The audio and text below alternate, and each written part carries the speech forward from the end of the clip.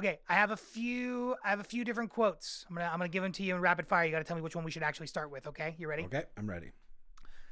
Being able to speak freely is the lifeblood of love. Maybe I'm naive. What are you doing to Dostoevsky? And then third one, big breasts. Cool.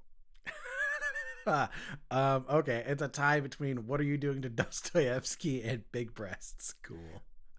What are you doing to Dostoevsky? Big breasts, cool. This is all films worth watching. I'm Thomas. That's Jeff. If you haven't checked this out before, this is our podcast where we sit down and each month we pick a new film to watch. At the end, we deem whether it was worth watching and why or why not. If you don't know me, my name is Thomas. I'm a theatrical sound designer and a composer and a writer and an arts maker. Jeff, tell the lovely folks at home who you are. I am a musician and an internet personality on TikTok and Instagram and YouTube for book content and just general friendly neighborhood handsome guy. Hell yeah, one of the handsomest. And it is Christmas time. It's our holiday spectacular. We're going to have some singing. We're going to have some dancing. We're going to have some special guests.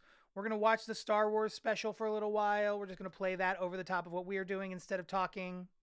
I'm kidding. We don't have anything planned really, other than talking about one of my latest holiday classics, is what I should say. It's a holiday classic to me because I've decided we are watching it every year for the rest of my life. The 2003 Satoshi Kon animated film Tokyo Godfathers. That's really funny because Sarah and I decided the same thing. We're like, we might have to watch this like every December. I know it wrecks me and then like builds me up in the best way. Mm-hmm. Well, I'm glad that this one worked for you. I don't know. This is one of those ones. It just feels like undeniable. It's wonderful. Yeah, anyone who told me they didn't like this movie would have to do some work to convince me as to their point of view. Yeah, totally. Well, before we jump into all of the fun, freezing, ice cold details, let's talk a little bit about just Christmas movies in general. Jeff, do you have any Christmas film traditions? Do you have anything that you watch every year? And then I guess I have a separate question also. Do you have like cold weather? This is such a cold weather movie that it got me thinking about like specifically, like icy cold movies separate from Christmas. Do you have like wintertime movies or Christmas movies that come to mind when I bring those to the table? When I don't know, lost my train of thought, but you know what I'm talking about. Yeah, for winter movies, I think of The Thing by John Carpenter, since it's, obviously Antarctica or whatever. And then I think about Winter's Bone from like 2010 or 2011 with a very young Jennifer Lawrence. That movie's amazing. It's super, such a bummer. And I also, this is a bit taboo, but I also, for some reason, the Harry Potter movies are very like winter Christmas coded for me. Sure. In a strange way. I don't, maybe because that's when they came out every year when I was a kid. Yeah, I don't think that's weird at all. Erica and I were just having a conversation about this today, basically, where we were going through some selection. And she was like, why are all these franchises in the holiday section? And I was like, these were all popular, so they always came out at Christmas. Mm-hmm. So for a lot of people, they're a holiday tradition. Yeah. So yeah, I totally get that. And then Christmas movies, there are 3. So we have 3 pretty staunch traditions. On December 23rd, we watched this movie called Christmas Perfection, which I think is only available on streaming. I don't think it ever went to DVD. It was like a Hallmark Channel movie or one of those like straight to streaming made for TV movies, basically, in which a young woman who has a job as a greeting card artist, what a life, gets sucked into like, so those little like porcelain ceramic Christmas villages that like boomer old ladies are obsessed with? Yeah. She has one of those. And she finds a figurine in a Christmas village store, which whatever. She finds one that looks just like her and she like makes a wish and puts it in her little Christmas village. And then the next day she wakes up in the Christmas village, which is like perfect, but also Groundhog's Day because it's just Christmas every day. And anyways, it's very sweet and pretty awful. Everybody has an awful Irish accent because it's like an Irish Christmas village for some reason, but everybody has the like, I'm a freshman in undergrad learning how to do an Irish accent. Oh Lord, it's terrible, but it's a very sweet movie. So we watch that every year on the 23rd. On the 24th, I'd be watching Die Hard. I'd be watching Die Hard every year on the 24th. You'll have to kill me to stop me. That is a Christmas movie, and I'm watching it on the 24th. Nakatomi Plaza, never forget. And Hell then, yeah. And then on Christmas, we watch this movie called Krampus. I'm sorry to interrupt. I love Krampus. I want you to talk about it. I'm going to grab something out of the living room to show you. Keep talking, explain Okay. Krampus, and I'll be right back. Yeah, so every Christmas we watch this movie called Krampus, in which basically a kid wishes a whole bunch of bad shit on his family around Christmas because his family is big and dysfunctional and he hates them, as most 10 and 11-year-olds do around Christmas. And then Krampus comes to town and it turns into a horror movie real quick. It's not super violent, but it is very funny, and it has a lot of like really good actors in it, which is a fun thing for me. It's got Adam Scott, David Kepner is in it. Oh hell yeah, you do, dude. That's awesome. Yeah. Sorry to interrupt, but to go back to our Die Hard being a Christmas movie, this is our nativity calendar, and it's Hans Gruber plummeting to the bottom of Nakatomi. So it is not truly Christmas Day until Hans hits the pavement. Yep. Yeah, I love that movie. And Krampus has Toni Collette is in it. It does have one regrettable 12-second sequence of some pretty shit CGI, but the rest of that movie is actually the gingerbread men. But everything else in that movie is actually like really good. So we watch that every pretty much Christmas evening when we're all tuckered out from family stuff and ate too much and are ready to just sit on the couch. And then generally we watch other Hallmark stuff throughout the month. Like I generally watch Christmas Vacation 2 or 3 times, just put it on in the background when I'm sitting on the couch because I love that movie. I think that's it as far as movie stuff. Yeah, Christmas Vacation is a big one for us. I don't have too many holiday traditions, but Erica has a lot of them, and so I kind of get excited about it. We watch Die Hard every holiday as well. Not on a specific date, but we always do. Let me think. We usually squeeze in a Muppet Christmas Carol if Sarah we can. watched that this morning. Mm-hmm. This year we're going to go watch it at one of the local theaters. Is playing it down at Screenland Armor. We're pretty excited to go check that out. And then on the cold side, just like cold and wintry, I've had Coens on the brain mainly because this podcast I listen to, Blank Check, has been going through the Coen brothers filmography. But Fargo is such a frigid movie, just like sheets of ice and snow. Living here in Kansas City, like we have a couple of snow days that feel a little Fargo-y, once or twice a year, it seems like. And so I feel a little closer to that now that I've moved a little bit more into the Midwest. And then this other film that I was going to save as my suggestion, but since we're talking about it now, this is a new film a newer film that we're actually going to go see in theaters in the next few days as well. Have you ever heard of a movie called Hundreds of Beavers? No. Oh, my friend, you're in for such a treat. I would highly suggest Hundreds of Beavers. It's got this like Looney Tune live actions, Buster Keaton quality. It's shot almost entirely on green screen, so it has this kind of like YouTube energy. But then it also has this like splash of like Legend of Zelda and video games, and it's a totally DIY thing, almost entirely shot on green screen. It's like this hunter going out and like conquering the elements. In the background there are these beavers, and the beavers are played by like people in just like in like bodysuits with like giant beaver heads. You know what I'm talking about? Like mascots, basically. Yeah. It's really wacky. It's hilarious. We saw it, I think maybe in theaters, or maybe we watched it at home. We've seen it once or twice at home, and we got so excited about the opportunity of going and seeing it with a theater that we're going to go check that out tomorrow night. There's an opening song sequence that is probably my least favorite part of the movie that kind of lays out the whole plot that is a little shaky. So like, don't judge it based on those first couple of minutes, but I would highly suggest Hundreds of Beavers at your earliest convenience. Like we should quit the podcast and we should start watching Hundreds of Beavers right now. Okay. So good. So funny. I'll keep that one in mind. Yeah.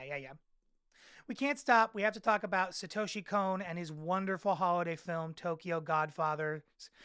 Jeff, I've already said this is one of my new favorites. I think I've watched this 3 times in the last 2 years because I picked it up in the fall of the previous year and decided I wanted it to become a Christmas tradition. It just hit me so hard. Yeah, just yeah. Opening thoughts, Jeff. What do you think? Um, there are a lot of people for I would trade to have Satoshi Kon back with. Like, there are a lot of people who make movies. I'd be like, you're done. Give me back Satoshi Kon. I don't know. I don't know that dude can do bad work. I think he's one of those people where just like, his the catalog he left behind is far too short for a dude who was so talented and also really good at being meaningful. Like, not just making, like, not a lot of attempt to be really highbrow, but just very visceral. And I love that about his stuff. I've seen 3 of his 4 movies. I haven't seen Paprika. I own it. I haven't watched it. But I've seen Perfect Blue, which is one of my top 5 movies ever. And Millennium Actress, which we talked about earlier in the year, I really enjoyed. And I loved this. The art style is gorgeous. Like, I just love the art style. I love some of the film techniques. Like, if you've ever seen this movie, not you, but like, you know, people at home, hi people at home. If you've ever seen this movie, a lot of the stuff, like what's happening in the background is just still frames and then characters moving on top of like a frozen tableau in the back. And it's like, I just love that. It just works for what he's doing. And that's like a Satoshi Kon thing that I think is like sort of an important part of his aesthetic, but is also like a money saving thing. His films are so much cheaper than the average animated film, and it's because he does that thing where he can just lay out a still painting and like let us sit in it for so long and then have a couple of pieces move just a little bit. It's so economical, but it's so beautiful. And it's interesting because it's something that like I totally appreciate, and I think that if most people did it, I would be annoyed. Like, I don't think it works for most people, but he's got such a beautiful, I don't know. Everything is framed so beautifully. And, like, I don't mind just like sitting in a painting of his for a second, you know? Yeah. I think it works because it doesn't feel economical. It feels like a creative choice. Whereas if I was watching a movie and I felt like someone was just being cheap, that would bother me. But I don't get that vibe from him. And just, I don't know, I love his characters. I love his stories. Like, and there's such a breadth to such a range to his art. Like, Perfect Blue is one of the most terrifying things I've ever watched. I don't know if you've watched it yet, but if you haven't, we need to watch it for the show. But go on. Did you watch it? Yeah, I actually, because I've seen this movie a few times before. I did a little bit of extra homework, and last night I watched Perfect Blue before I watched this. So like doing one after the other has been like a really interesting experience for me. Yeah, and just to see a dude who can make, like, Perfect Blue is so unhinged and just really, really scary. And then to see him make Millennium Actress, which is so sentimental, and then, you know, this movie, which is kind of all about like found family and stuff. It just is like, man, I'd love to see him do like a sci-fi something, you know, and maybe that's what Paprika is. I don't know. I haven't seen it yet, but I don't know. He's one of those artists who I'm sat, you know, like when there's like a Satoshi Kon thing, I'm watching it. Like 10 out of 10, no notes, dude crushes it. There were some language choices in this movie that I didn't love that we can get into. For sure. We should just mention up front that this movie was from 2003, and one of the main characters is trans, and I think I made the balloons happen. I've never been able to do that before on purpose anyway. Anyway, we should stop. I got distracted. Fireworks. The worst time to get distracted. Oh, fireworks on your side, not on the side that we're recording at home. But I think we just got the balloons there. Anyway, I got all distracted in the middle of trying to be sensitive. This story centers around a trans character that they're constantly using slurs and misgendering her, and it's part of the narrative because this is a really sensitive, realistic, really grounded take on being a homeless person, particularly at this time. But yeah, it does. With that, there's some like unflinching, anti-LGBT terminology and cruelty, and just in general, there's a lot of cruelty at the edges of this film, which I think makes it so beautiful, but is also uncomfortable and not, I don't know, something that loses some value, I think, 20 years in the future, where we're a little bit more used to characters, trans characters and LGBTQ characters, and seeing portrayal of them in the media. There's a couple of different choices. I thought, like, did you watch a subbed or dubbed version? Subtitle. Yeah, subtitles. Me too. They and that, I believe that recording is like the original recording. And like, as an example of an aesthetic choice that is like, a choice, this trans character is played by somebody with a really, really deep voice that's not really trying to really portray as feminine at all. And I think that that is an aesthetic choice, obviously, but it's also like it feels a little bit of an outsider looking in and not catching all of the details that if somebody else was telling the story, sure, they might, you know what I mean? Mm-hmm. Yeah. And part of me was thinking when I was watching the movie, and perhaps I'm giving Kon some grace that he's not due, but I was like, man, maybe there's something in translation. Like maybe there's a word that Japanese has for this that we just don't. And maybe, the F slur is maybe the analog, but is harsher in our language than maybe what they're intending in Japanese. Again, I don't know. I'm not Japanese. I don't understand. But the funny thing is that the majority of this comes from someone who's like a very dear friend to them.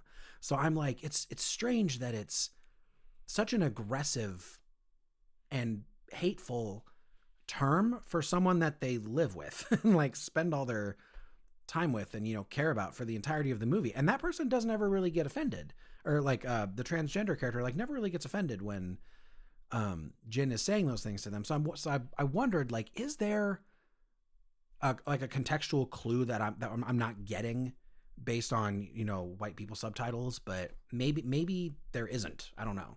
Yeah, I mean, it's possible, but also like the way that it's Hana, I believe is her name. Yeah, like the way Hana is animated, she's got this like this swaying walk where she splays her feet out in a way that's like absurd. Yeah. It's really kind of beautiful and fun and funny to watch, but it's definitely not. There's like, forgive me but it definitely has this little bit of like this is kind of my understanding of LGBTQ. You know what I mean? Which I think it's like, it's good on him for trying to tell a story. When I was in undergrad, I took this class that was all about narratives told by and about oppressed peoples, and it sort of talked about like there are cycles to how those stories get told that sort of repeat themselves when an oppressed people is trying to have their narrative and share it with their oppressors, for their own self-worth. Like, it's harder to oppress somebody when you look at them and view them as a full person in their own right. Yeah. But the earliest stuff that happens is before you get to like stories told by the oppressed peoples, you have to like have outsiders looking in. You know what I mean? Like, before you get to really in-depth takes on literature that for like the access to white people, for instance, like when you're looking at racism, like an early like an idea or an analog of this is sort of like Uncle Tom's Cabin.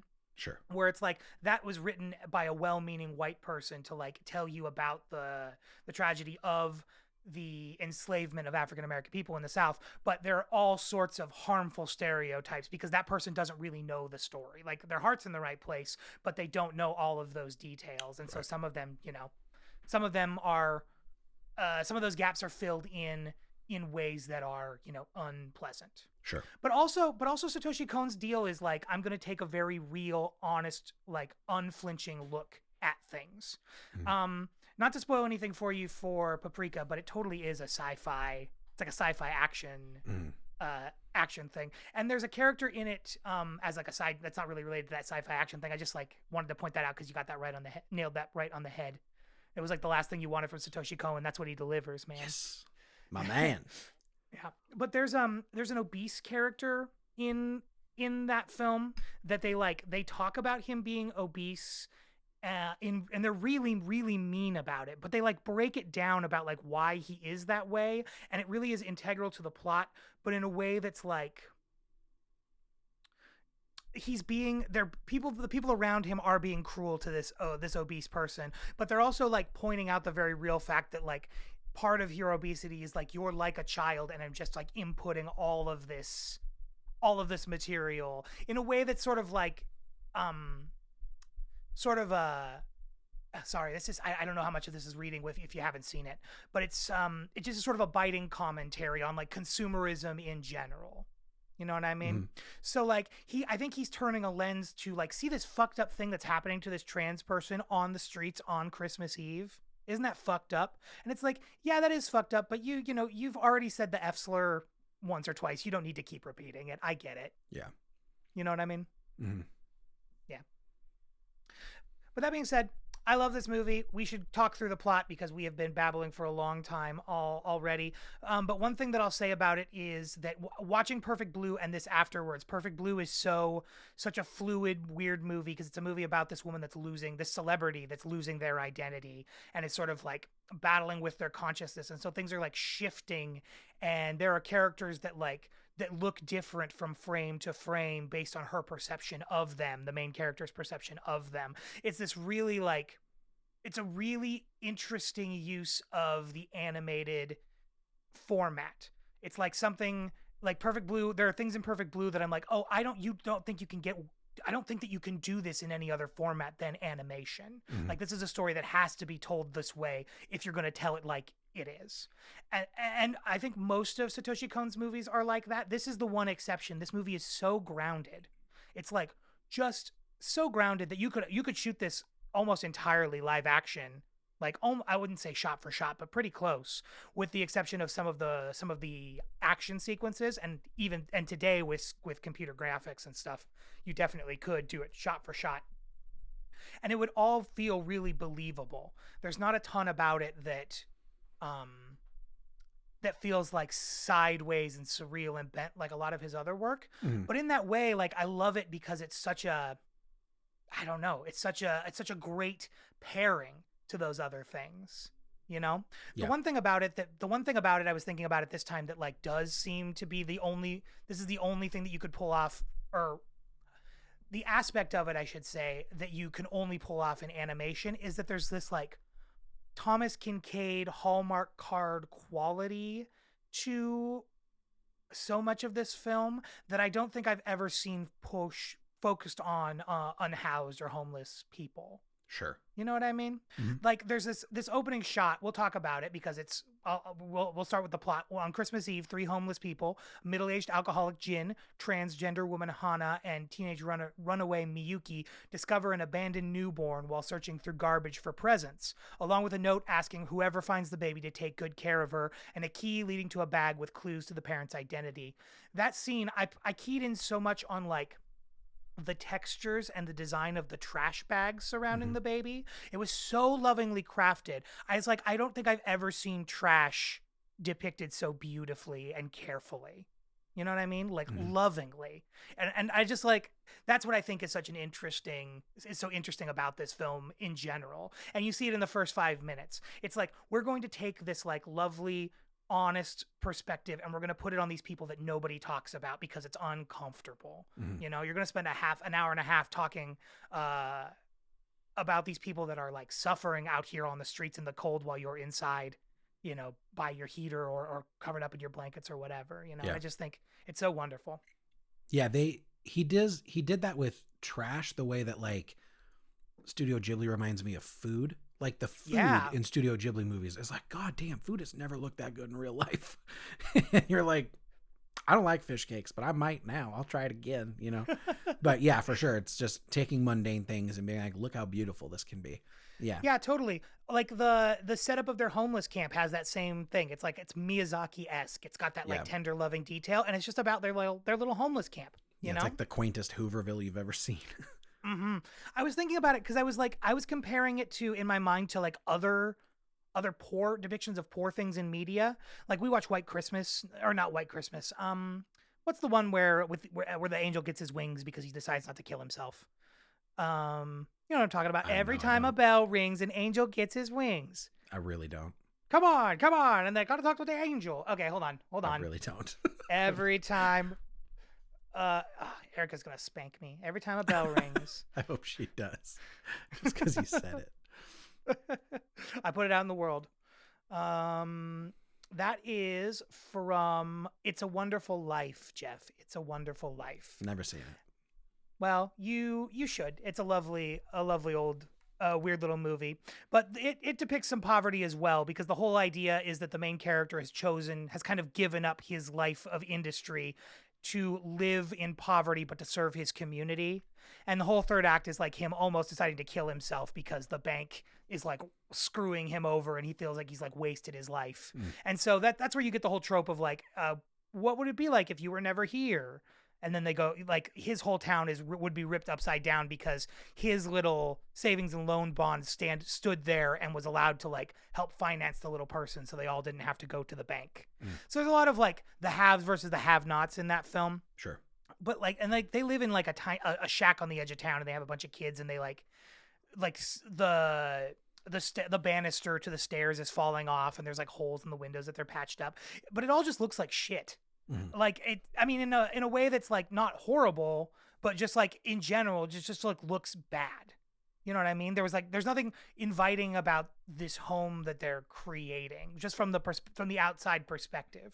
And in a lot of ways, I think they're doing that on purpose, so that down the line, the main character could be like, "Oh, this is all horrible. I should just go kill myself." You know what I mean? Yeah. But it's not like these people are happy, but they're like wandering around, Tokyo at night with snow covering all the streets, and it's just so gorgeous. Despite it being so brutal and horrible, the fact that they're doing both, I think, is just incredibly impressive. Yeah, fully agree. Yeah, totally. So yeah, they find a baby, these three homeless people, and they're like, what are we going to do with this baby? They set out to find the baby's parents, and Hana names her Kyoko based on the Japanese translation of Silent Night, and literally meaning pure child. Not only that, Hana takes the lead. She's basically like, I was never going to have a baby, and then God dropped this baby in my lap, and this baby is mine. And this does say they set out to find the baby's parents, but initially she's like, no, I'm going to keep this baby for myself. Yeah, this is and my then baby. eventually her guilt sort of catches up to her, and she's like, okay, if at the very least we can go talk to these parents and see what the hell they were thinking about dropping this baby off in the trash. Yeah. If they can give me a good answer, I'll give them back, because this kid should be with its mom. But you can tell that she's like, they're going to be shit parents, and I'm going to get to keep this baby, because I think she thinks that that's what the universe has decided for her, you know? Yeah. Outside a cemetery, the group encountered... Oh, but this cemetery, this is another scene where I was like, this cemetery is framed so beautifully, and such a lovely, sweet place. And this is skipping the whole section where they're like fighting about being able to take care of the baby. And in the cemetery, they find some like diapers and milk. And this is the train sequence too, where Miyuki, the child, like runs in, sees somebody on a stalled train, like across the train station, that she's like, obviously freaks her out enough that she like runs out of the train and runs through the snow. It's her dad, isn't it? It is, yeah. They don't reveal it at the time, but it is totally her dad, who's a police officer. They'll get to that later. That's how they get to the cemetery. And again, the cemetery is just beautiful. I was like, I would want to live there in the snow forever. But yeah, they have that argument about basically like, how are we going to keep this baby from starving to death? And then they find somebody's left a diaper and food and I can't remember. There's one other thing too. Maybe it's more powdered fluid, like everything the baby needs, which is horrible, because like what that means is somebody's left that there for a dead child. Yeah. It's very sad. You know?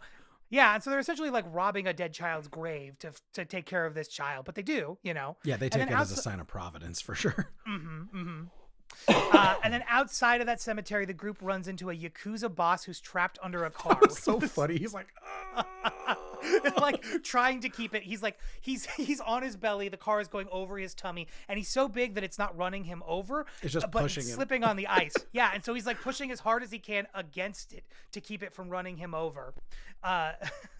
They rescue him, and he gives them his business card, tells them to call them if they need anything. This says he then invites them to the wedding of his daughter. They basically say they need to go to where his daughter is getting married. I think it's because they find some clues when they find the stuff that with the key. Is that right? That's how I remember it. Yeah.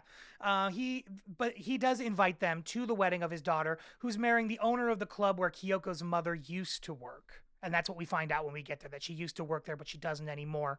At the wedding reception, the groom tells them that Kyoko's mother is a former bar girl named Sachiko.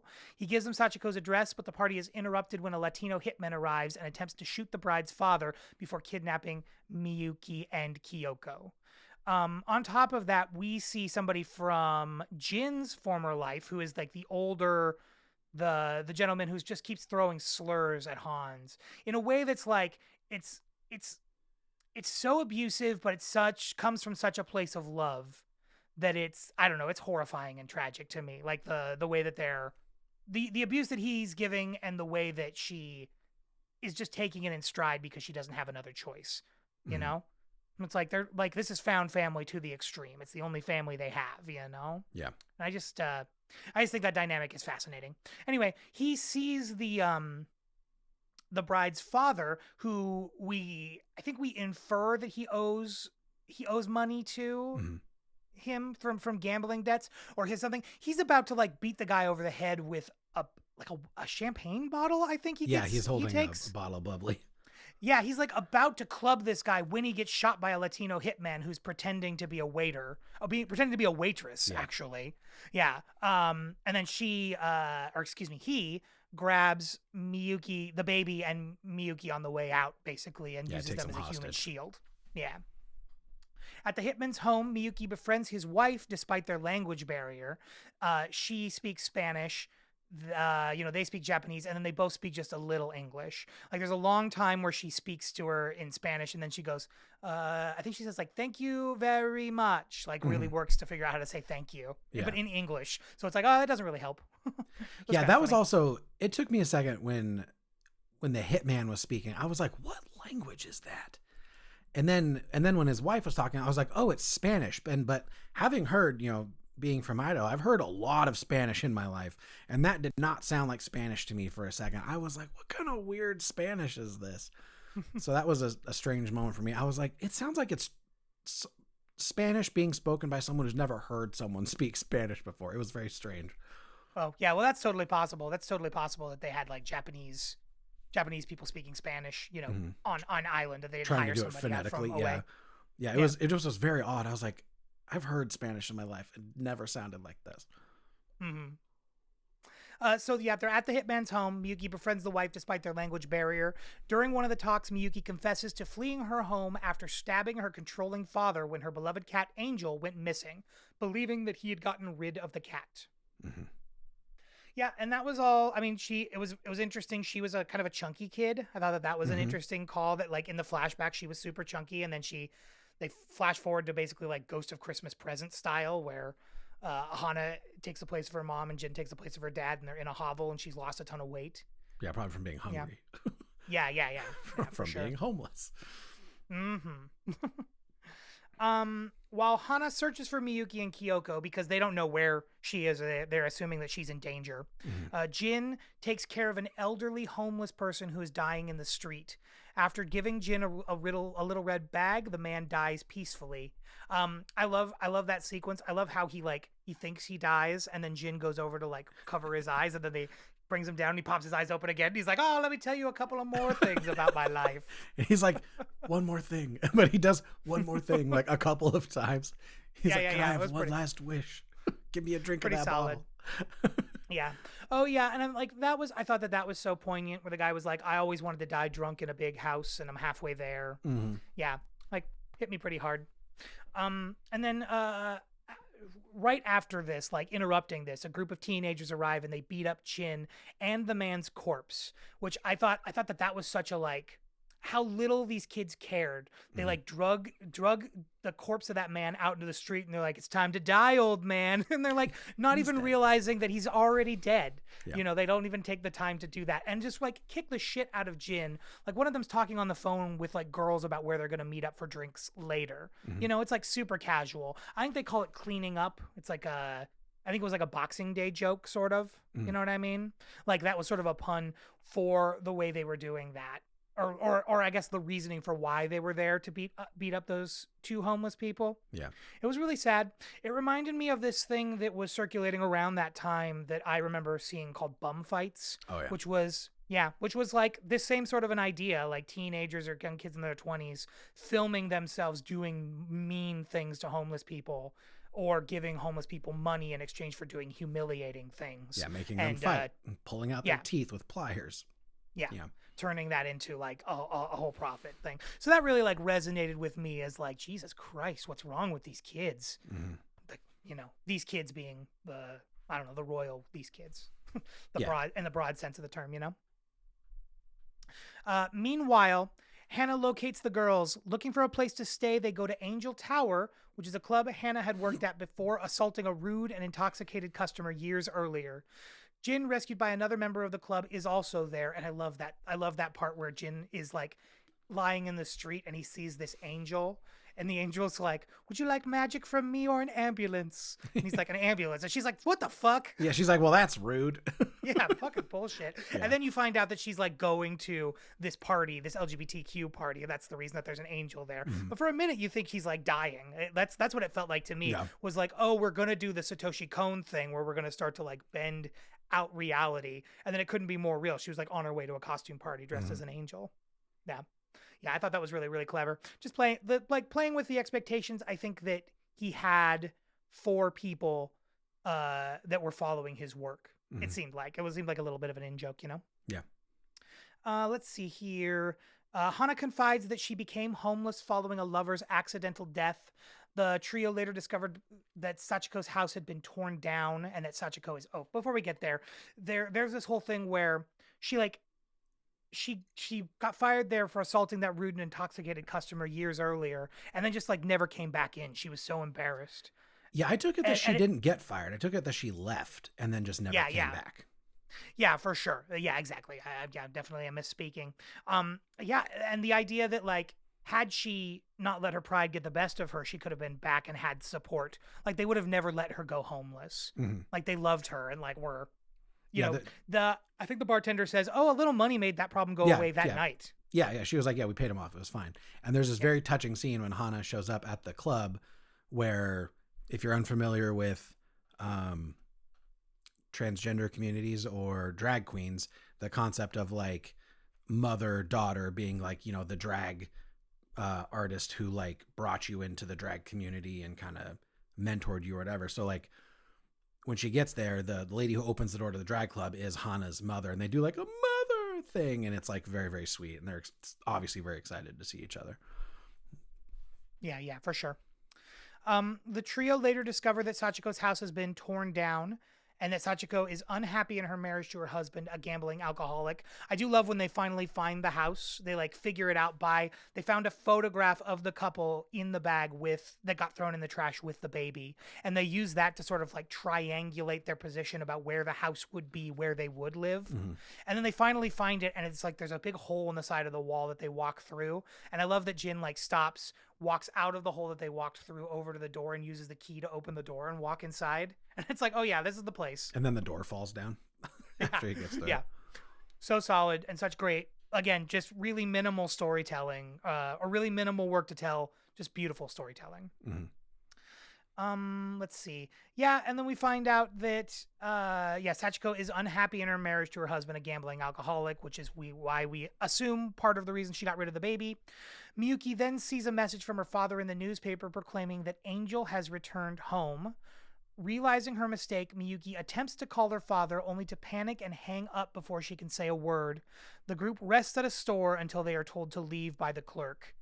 I thought that moment was really interesting, where they were basically like trying to figure out what they were doing next and sitting inside of a place. And at first the clerk is being like, I mean, he's gently being like, "Get out of here. You're homeless. You're bumming up the place." Yeah, basically. I mean, but he's doing it really gently, and they're, you know, pushing back a little until some drunk guy at the bar is like, or not at the bar, at the register is like, "You stink. Are you homeless? You stink." You know, like shames them out of the place. And then what this doesn't mention is that that's where they step outside and essentially just it's an ambulance that slides right through the glass and and basically plows into where they were standing just moments ago.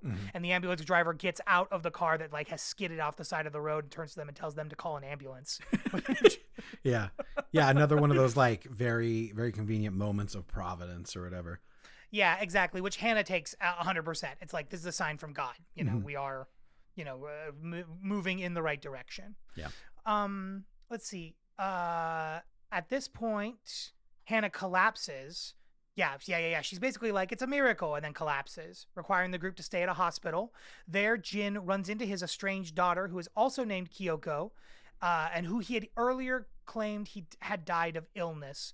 She's there working as a nurse. Yeah, this is where he sort of lays out a sob story for us early on, that he was a professional biker and that he had to fix a race, and that's where all the gambling, the money that owed to the guy that he tried to kill at the bar.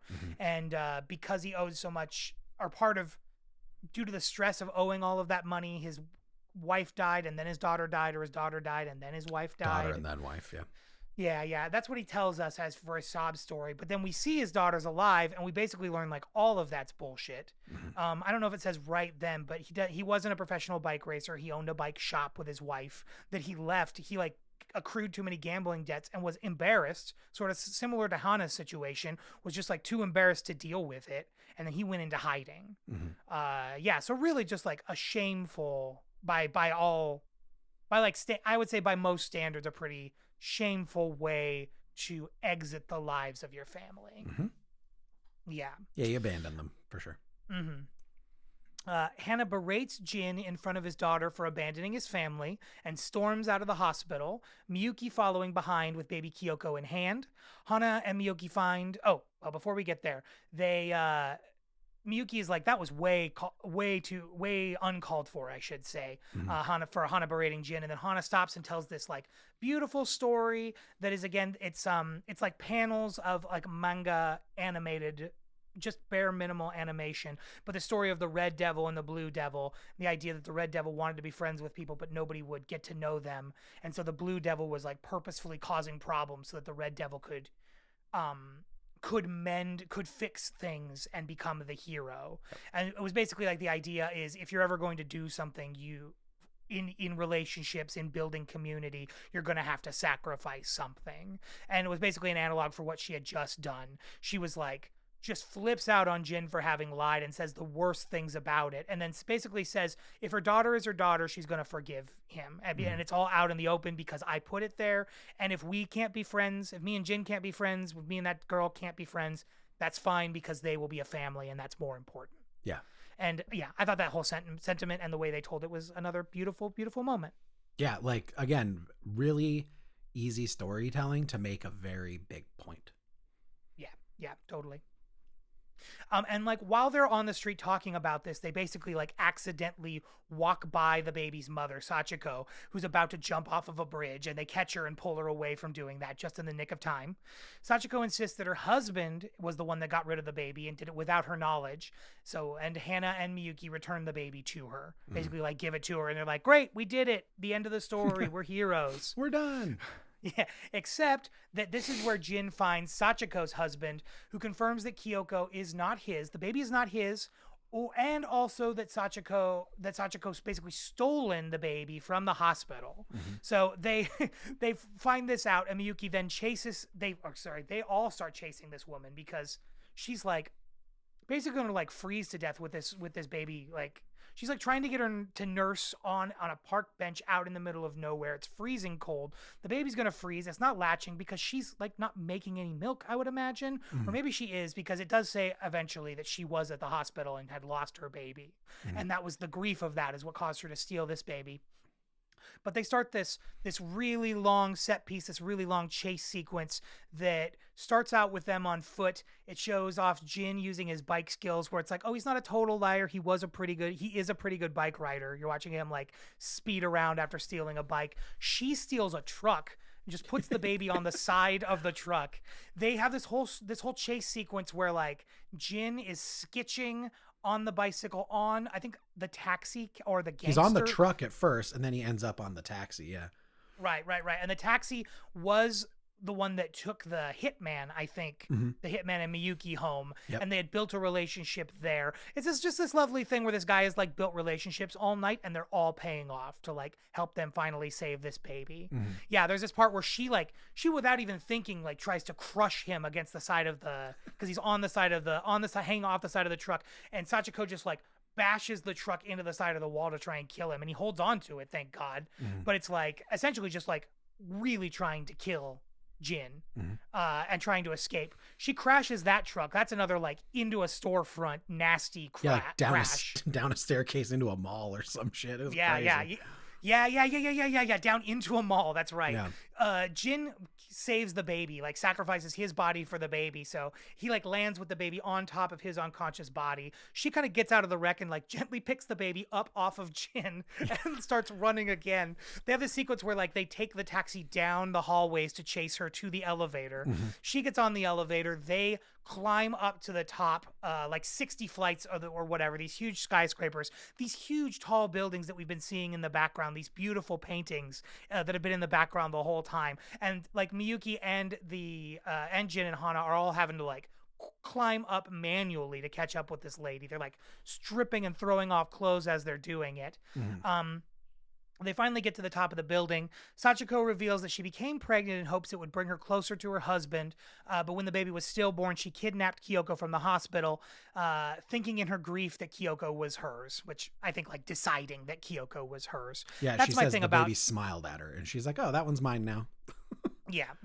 Just like that thing of like people not handling their emotions like adults, which I think is part of the overall Satoshi Kon critique. I think that shows up a lot in his work, is like where we're dealing with the results of people not being able to handle tragedy and just hardship like adults. Like they can't process it, and so we're watching them malfunction because of it. Yeah. Sachiko jumps off the building, but Miyuki catches her before she falls. And then she like talks Sachiko out of, or no, maybe is she hanging off the building when her husband calls for her? Because her husband calls from the bottom. She's standing on it. Right. Okay. And then she chooses to jump anyway with the baby in her arms. And then she's like jumping and she's like, just let us die. And Miyuki's like, the kid wants to see his mom and dad. Like, this is not fair. Don't kill the kid if you're going to kill yourself. She has that revelation while she's like hanging off of the side of the bridge by her armpits and tells her to take the baby and make sure that the baby gets saved, but ends up like as they're being pulled up, dropping the baby.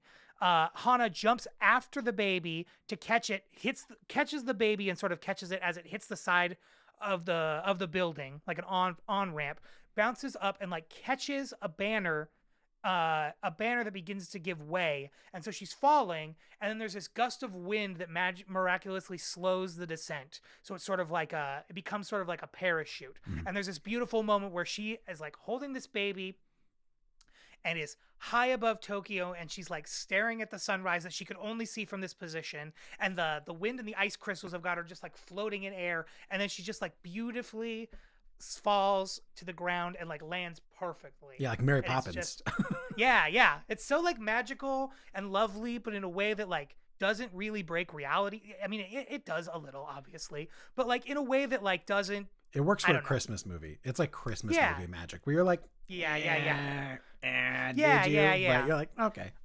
It's that lovely kind of bending of rules to like make a movie just that sweet and wonderful. Yeah. I'll give it a pass. That's all I'm gonna say. I don't want to logic police this one. They land safely on the ground. During the reunion, Miyuki drops the old man's red bag on the floor, revealing a winning lottery ticket. Yeah, that was part of it. Did the old man's red bag? Oh, the old man that had died earlier had a winning lottery ticket that he gives to Jin. Yeah. Let's see. Back at the hospital, Kyoko's real parents thank the trio for returning their daughter and ask them to become her godparents. When a police inspector introduces them, the inspector is revealed to be Miyuki's father. And so they sort of are like, everybody is getting their chance to realign with everybody. There's one last dig at Hana. She's like mad that she's in the men's ward, that they just like, like misgendered her again. Yeah. I was pretty annoyed at that. And then the idea, I mean, that's the other thing, like the title of the film is them purposefully misgendering her. Mhm. Because like without knowing, they're like, yeah, we want you all three of these men, we want you to be godfathers. And so both her and Miyuki are being like, you know, lump summed into that assumption for that moment. I just think there's just some bittersweetness to that, where like it's the nicest thing. These parents are like, we want you to be the godparents of this baby. We want you to be in their lives, but at the same time, like she still is getting, you know, misgendered. You know. Yeah. Yeah, and I think it is worth pointing out that I think some of this is due to it being winter, but Miyuki is very much kind of androgynously dressed throughout most of the movie, and I don't know that a lot of people refer to her gender very often, besides I think maybe Jin and Hana, and I think the flashbacks with her dad. But for the most part, she's pretty bundled up in like coats. So yeah, I could see people being like, "That's a boy," and then we see her stripping those layers off when she's running up the staircase to chase after Sachiko. And I don't know, maybe that's some of the visual representation of her like shedding those protective layers to do something. I don't know. Maybe I'm reading into that, but yeah, no, it definitely feels purposeful. Like because the first thing that happens is like one of the coats just gets like snagged on something, and so she literally can't go forward without losing that hat or losing that jacket. You know what I mean? She has to break down her layers to get raw, I think, with Sachiko for it to work. Yeah. For her to be able to get through to Sachiko in that moment. And then just also for the good of herself. Like she needs to strip away some of these layers that she's been building up, living this hard life, so that she can, you know, find her family again, which everybody deserves. Yeah. Anyway, it ends. They play, is it Joy to the World? What's the Christmas carol that ends this? They play a Christmas carol and all the buildings start to dance as the credits go, and wasn't it Silent Night? Is it Silent Night? It's like a pop version of Silent Night. Yeah, but all the buildings in the background, they all start to like bounce and sway, and it's the most magical moment of the whole thing. Everything has been set like in a very real world, and it all just starts like, you know, vibing to the Christmas love.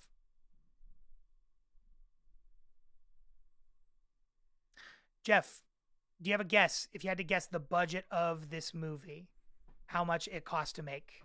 What do you think? And this is, you know, based on Wikipedia figures, so could be subject to change. See, 2003 animated. $6 million? $2.4 million. Isn't that impressive? Very. Dude could squeeze blood from a stone. It's like all of his budgets are like that, where you're like, how do you even do that? Yeah, dude knew what he was doing. He was wonderful. Jeff, do you have any other thoughts before we go to our final judgment and final suggestions? I liked at the beginning of the movie that he worked the credits into pieces of the movie. Like all the credits showed up on like trucks that were parked or like signs on buildings. And I just thought that was very creative. Yeah. He likes to draw out his credit sequences in like pretty interesting ways. I noticed that about Perfect Blue, how it started with like credits taking a long time sort of splaying over that first pop performance from the trio. Yeah. And just like, wow, it's like we're good 10, 15 minutes into this movie, it feels like, and we're still getting credits. Yeah. I like it. I like that. Yeah. I think I like that choice when people do that. It's good. Good stuff. But I think, yeah, that's my only thought. Nice. Yeah. Nope. Worth watching, yes or no? My opinion, 100% worth watching. Again, I think I've said this several times. It's our newest holiday tradition. I try to watch it every year because it breaks and warms my heart. And it makes me feel just more connected, especially like I don't know where you are, but there's a lot of homeless people in Kansas City. There's a lot of homeless people here. Yeah. They need a lot of help. There's not, nothing, I don't know. There's not a lot that I can do, but it helps me to be connected and try to make some of those. It makes me think a little bit more about those people, especially when it gets so brutally cold out here. Yeah. Yeah, fully agree. Yeah. Yeah, I think, is this a movie you need to watch? I think you're better for seeing it. I mean, I don't think there's any movie anybody needs to watch, but I think this is you are a better person for watching this movie. Yeah. The question is not all films you need to watch. It's worth watching. Is it worth it? Yes. I would say yes. I would say the one caveat, if like homophobic slurs are the kind of thing that'll set you like down a path, Then you don't. know, like yeah, because they're not kidding around, and like it was tough being trans and homeless in 2003. They're he's gonna show you how brutal that is, and if you don't have the stomach for it, totally understandable. But otherwise, definitely worth watching. It's gorgeous. Yeah, super agree. Very much worth watching. All of his movies are very much worth watching. Mm-hmm. Yeah, dude, I'm so excited for you to check out Paprika. It's like, do you know? I'm sure you have. Have you seen Christopher Nolan's Inception? I only saw it once when it came out, but I've seen it. Yeah, what did you think of it? I liked it. Yeah, it's got a lot of similarities to Christopher Nolan's Inception, like a way different take on like similar concepts. Okay. But it's like high tech dream heist kind of stuff. I'm into it. Yeah. My big problem with Inception that Satoshi Kon nails right out the bat is that like when I'm in the dreams in Inception, I don't feel like I'm in a dream. Like that, it didn't feel like true to me. It just felt like we were in like levels of a video game is almost what it felt like to me. Yeah, which is like a way to play it, but I'm like, oh man, you're gonna tell me I'm gonna live in this guy's head like a dream, and this is what I get? Sure. Yeah, it's just like not how. Yeah, it just didn't resonate with me. It just doesn't resonate with me on that level. And you can bet your sweet bippy that Satoshi Kon is going to. So. Sweet bippy. Okay. Hell yeah, your sweetest of bippies. Okay. All right. That brings us almost to the end, Jeff. I guess our last bit of business is just any suggestions for our viewers at home, and then we need to talk about what we're going to watch next month. Again, for a holiday movie, I've already suggested Hundreds of Beavers. I've already talked about that. That's great. Last month we talked about Thanksgiving as a horror film that like had some things that didn't quite work for me. Mm-hmm. About a week or two after that, Erica and I went to the theater and saw this movie Chopping Mall, which is an old. Have you seen Chopping Mall? No, but I've heard of it. Oh man! So like it worked for me on so many more. What am I trying to say? It worked for me so much better than Thanksgiving, but it was essentially doing the same thing. It's just like, but the levels of stupid and cheese are really cranked are up. just off the charts. Like I think it just needs to live in a cheesier world for me to really dig it. But I was like, oh, this is I think the experience I was trying to get from Thanksgiving that like the realistic eye stabbing and the skin cooking and the skin peeling and stuff just like I don't know, just I lose some of it, I think. Anyway, Chopping Mall was hilarious. I would highly recommend. Yeah. What would I recommend? I would recommend that if you liked Black Swan, Darren Aronofsky's Black Swan, you should watch Perfect Blue. Yeah. And then you'll be a little bit mad at Darren Aronofsky afterwards. But oh man, what's still stuck with me are like there are these chase sequences. I don't want to give any spoiler alert if you haven't seen Perfect Blue, don't turn us off for the next couple of minutes. The chase sequences between her true self and like her true self, the pop idol ideal, just the motion of that character like skipping after her and just like gliding so perfectly. And then at the very end when you have the reveal of who that person actually is, and you have that moment where like in the real world she's gliding, but then like in the reflection of the glass you can see that real person like huffing and snorting and snotting, and it's just like it was so cool. So cool. It got me so excited. Yeah, that movie is like pretty much a 10 out of 10. It's God. All right. Jeff, do you have any idea what you want to watch next month? It's your turn.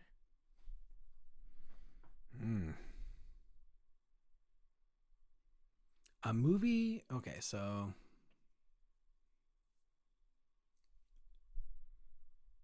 am I looking for a theme or just any movie? I would just say something that you want to watch in that you're going to want to watch in January. I was talking a little bit about cold weather movies. Like that's kind of where my mind has been at. I think if it was my pick, I'd probably make you watch Hundreds of Beavers. Because that's like a chilly cold movie. You're watching a trapper wander around the natives, or maybe Fargo. I know you've seen Fargo, but like I've not seen Fargo. you haven't seen Fargo. I've never seen Fargo. Oh my dude, Fargo is. I've never seen Fargo. Let me peek at our list real quick, but I've not seen Fargo. Yeah, I could definitely spend an hour talking Coens. You love the Coens, that is for sure. Okay. I like them. They're good. They're good boys. Wild at Heart. And hell no, we already watched that.